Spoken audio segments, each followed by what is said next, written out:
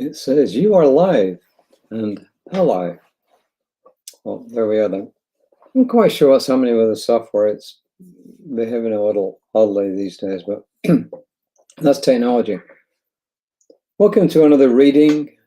I just spent a good part of the afternoon at Lone Star College, Montgomery, where I teach world religions twice a year.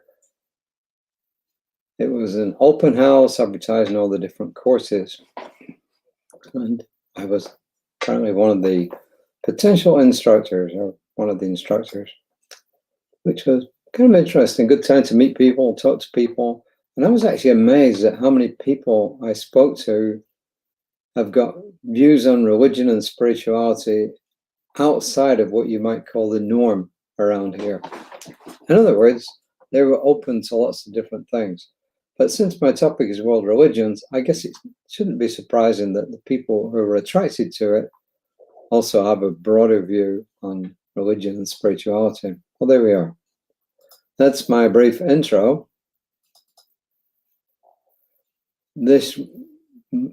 Today's readings are by Reverend Christine Green. And at the beginning, they're from the January 2022 daily guides from Science of Mind magazine. And she quotes at the beginning Albert Einstein, who said, "Peace cannot be kept by force. It can only be achieved through understanding." And that's the great, late and great Albert Einstein. What about Reverend Christine Green? Who is she? Well,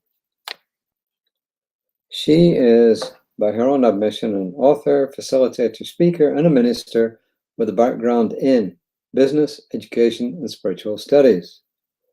She is an ordained Centers for Spiritual Living minister, and she served as an assistant minister for New Thought CSL, Center for Religious Science, in Oregon. And she was back in 2022 on the ministerial team, or the interim ministerial team, and was one of the facilitators of the new minister co-creation process.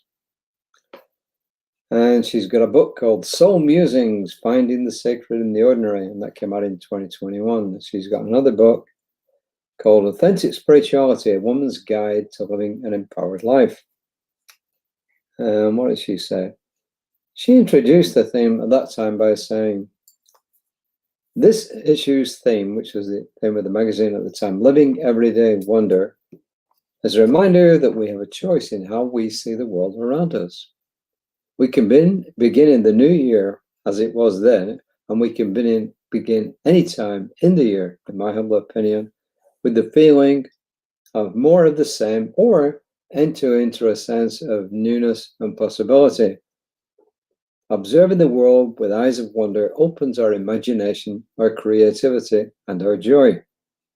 Ernest Holmes reminds us, life is not just something to be endured, it is to be lived in joy, in fullness, without limit. And she said at the time, may you step into the new year living in everyday wonder and happiness. May you step into a new day living in everyday wonder and happiness. And that, of course, is me adding that part on. First quote, it's quite a long one actually, and it's from Ram Dass. And Ram Dass passed away probably 5 years ago, which is surprising. He was a great spiritual leader. He started off experimenting all sorts of hallucinogenic, and mind-altering drugs, and ended up being a spiritual master. And he says, the offering up or cleaning up ego stuff is called purification. Purification is the act of letting go. This is done out of discriminative awareness. That is, you understand that you're an entity passing through a life in which the entire drama is an offering for your awakening. And this is what Ram Dass taught. Ernest Holmes simply said, there must be a recognition that the power of the word, operating as the truth and reality of being, can do all things. I want to put that another way, that the divine word can do pretty well anything when you truly believe that it can. So it's all about belief. And this is Reverend Green. She says, an interesting phenomenon happens when you commit to being more loving in your life.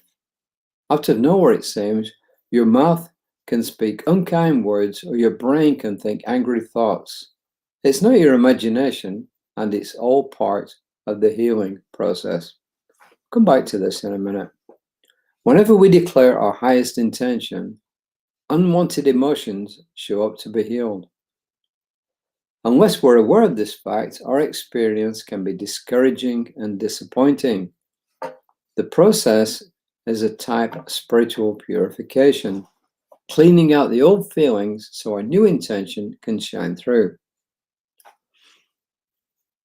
And Reverend Green goes on to say, the first time I declared joy as my purpose, I cried at least once a day for 60 days. I felt so frustrated until I understood the process. I finally let myself grieve and released all the pent-up pain and suffering. The crying eventually stopped, and the quiet presence of joy filled my heart. Author Toko Pa Turner says, learning to welcome our dark guests is a source of great personal potency, but it also changes the way we move in the world. She says, as we learn to love all aspects of ourselves, we come into greater compassion for others. Now, here's her recommendation, or her command, if you like, to us. Claim a divine ideal for yourself. Joy, love, peace, harmony, clarity, unity, or wholeness. Know that this ideal is already working its way into your thinking, into your speaking, and into the cells of your body. Just be patient. It has to do a little spring cleaning first. Well,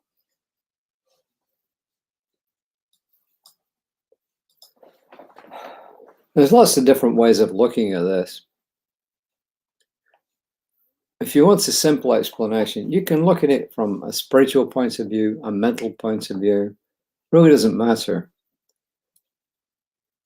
When you start to introduce new ideas into your thinking, you have to remember that your subconscious mind is already holding lots of stuff. And some of that stuff is going to be in conflict with the new ideas that you're trying to introduce, as she says here.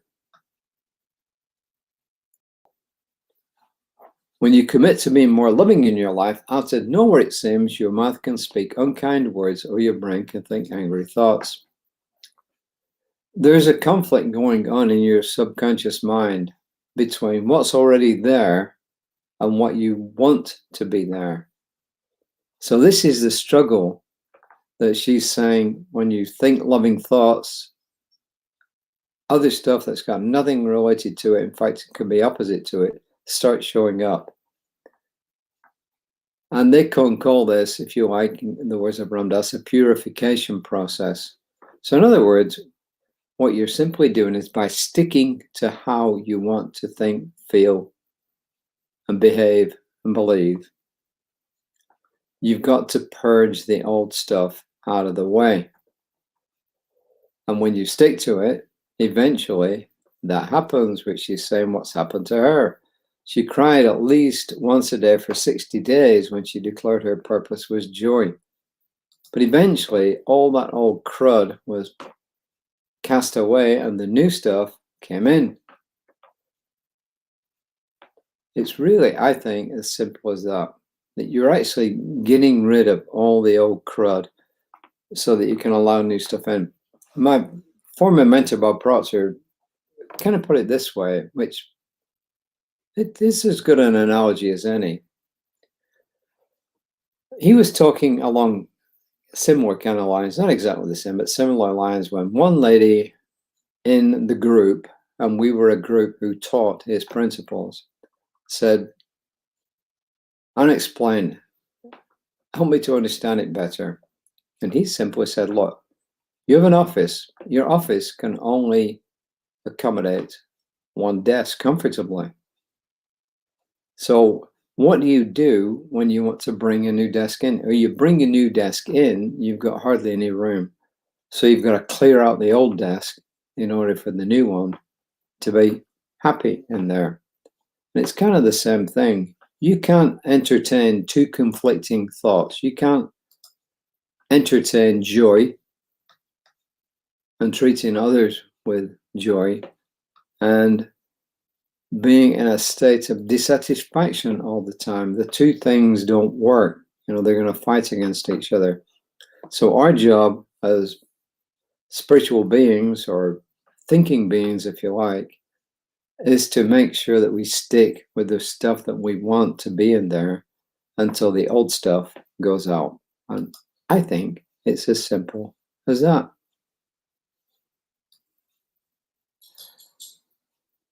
She gives us an example, and you can pick whatever you want. Love flows through my very being, touching everyone I meet. Love flows through my very being, touching everyone I meet.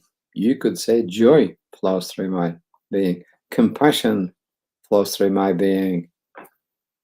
Wonder flows through my being. Pick something. The thing is, though, don't try and do too much at once. Stick to one thing at a time. And eventually, all that old stuff will have gone. And you will be left feeling really good about yourself. And two things. Don't get discouraged. Stay encouraged as you go through the process. And number two is be kind to yourself. Be gentle with yourself as you go through the process, and admit to yourself, hey, it's a process and I'm going through it and I'm going to stick to it. So that's me for this. Reverend Lisa will be here tomorrow morning at 9 o'clock. She'll be reading once again from the Science of Mind textbook. It's a big book. I don't know how long it's going to take her to get through it. It's not a book, it's a tome. It's a real tome. Until next time, take care of yourselves, especially in this heat here in Southeast Texas and other parts of the country. Until next time, namaste.